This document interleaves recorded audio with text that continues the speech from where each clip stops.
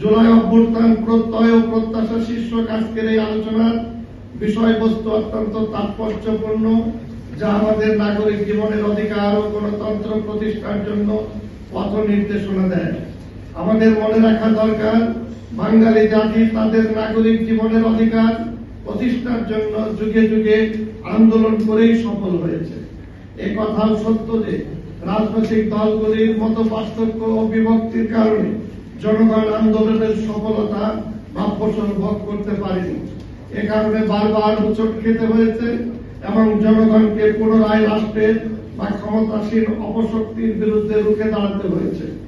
আমাদের স্বাধীনতা সংগ্রাম, ভাষা আন্দোলন এবং ৭১ সনে মহান মুক্তিযুদ্ধের মধ্য দিয়ে স্বাধীন সার্বভৌম রাষ্ট্র বাংলাদেশ প্রতিষ্ঠায় দেশের বীর বাঙালির ঐতিহাসিক অর্জন।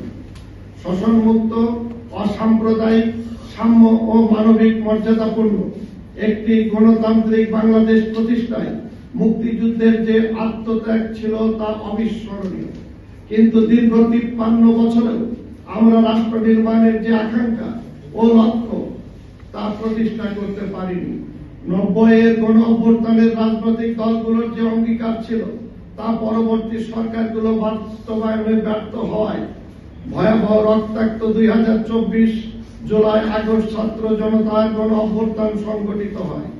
একটি সভ্য, গণতান্ত্রিক ও স্বাধীন রাষ্ট্রে বৈষম্যহীন সমাজ প্রতিষ্ঠার ন্যায়সঙ্গত দাবিতে আন্দোলনকারী নিরস্ত্র ছাত্র জনতার উপর বিগত সরকারের ভয়াবহ আক্রমণ বিশ্ব বিবেককে বিস্মিত করেছে।